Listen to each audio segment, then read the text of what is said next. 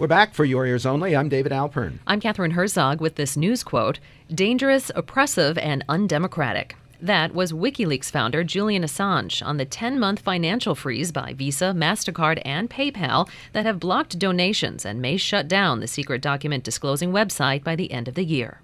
Now this. It's time to end these corporate loopholes, end the special tax breaks for special interests, end the gravy train for lobbyists and tax lawyers. The barrier will be lifted that prohibits responsible homeowners from refinancing if their home values have fallen so low that what they owe on their mortgage is 25% higher than the current value of their home. It's going to take administrative action by proposing to cap student loan payments at 10% for select borrowers starting next year. White House wannabe Rick Perry last week tossed a flat tax plan of his own into the GOP nominating race, a voluntary 20% on corporations and individuals.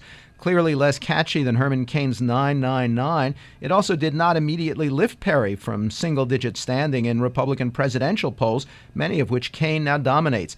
But Cain, too, had some problems, including what many conservatives considered a too pliable position on abortion in cases of rape or incest. President Obama, also with election 2012 in mind, sidestepped a Republican congressional roadblock of his latest economic relief and stimulus plans, exercising executive authority to help some homeowners refinance at current low rates and reducing some prospective student loan payments. To consider strategies and policies on both sides of the partisan divide, for Your Ears Only, we're joined again by public affairs consultant and Reagan historian Craig Shirley. His new book is December 1941, 31 Days That Changed America and Saved the World, from Thomas Nelson in November. Welcome back to our show. Thank you, Catherine. Cain's remarkable rise in the polls was initially helped by his 999 plan, although now it's analyzed as a revenue loser and tilted to the rich.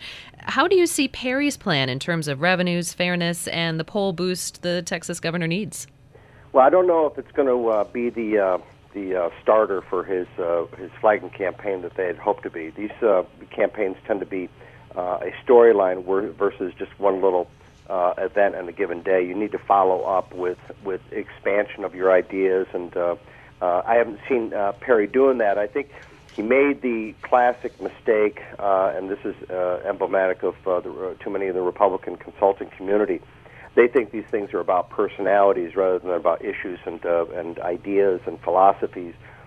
He started out running a personality campaign, and now he's paying the price, and I'm not sure that he will be able to make the comeback that he had hoped for. Going back to the last GOP debate, in fact, it seems Perry did not gain much poll standing by trying to talk over Mitt Romney, be the tough guy, or was the point just to please his base? David, the question itself begs the question: does Perry have a base? And I would say that I don't think he does.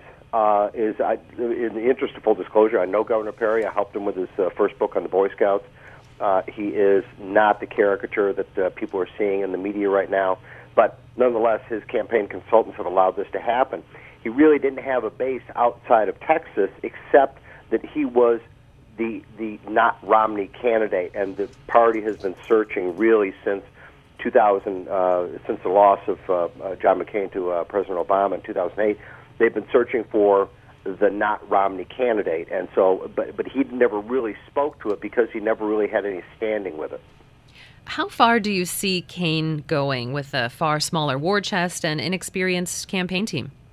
I think Catherine Herman is one of those candidates, and again, worked with Herman in the past. We helped him with one of his books. He's a terrific guy. He and Newt Gingrich are probably the only two candidates who can really live off the land.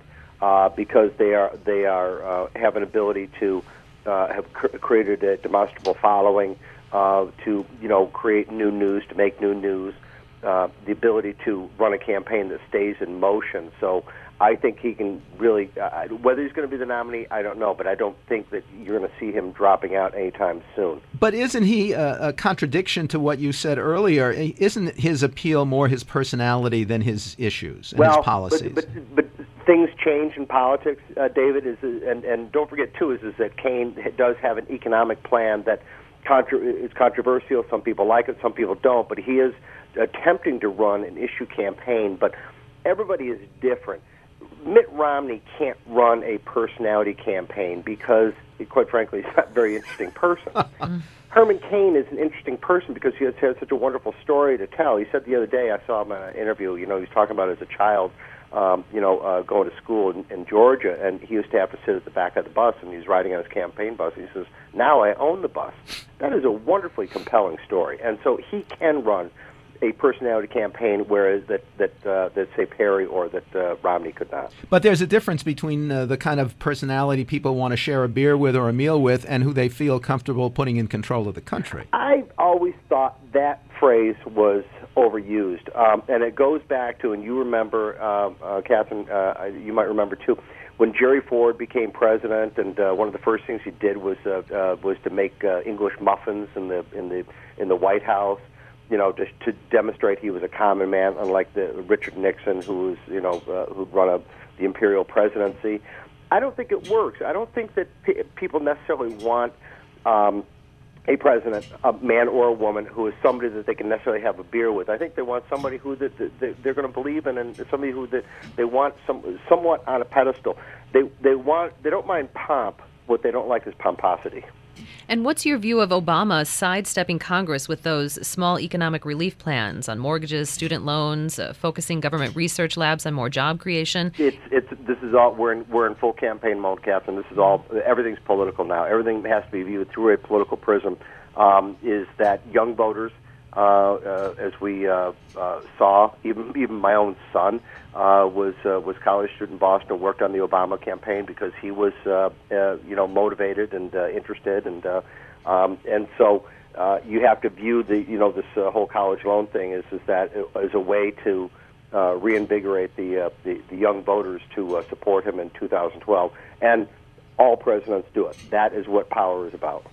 Public affairs consultant and Ronald Reagan historian Craig Shirley. His latest book is December 1941, 31 Days That Changed America and Saved the World, from Thomas Nelson in November. Quote from the news, a transparent attempt at a pretext to try to justify discriminatory law. That was Lucas Guttentag, a professor of immigration law at Yale Law School, on Alabama officials promising no child would be forced from class by the new requirement for schools to determine the immigration status of incoming students and their parents. The provision has already had chilling effects, including erratic student attendance and a spike in withdrawals. Next, the AfPak and Iraq wars may be winding down, but controversy continues. For your ears only.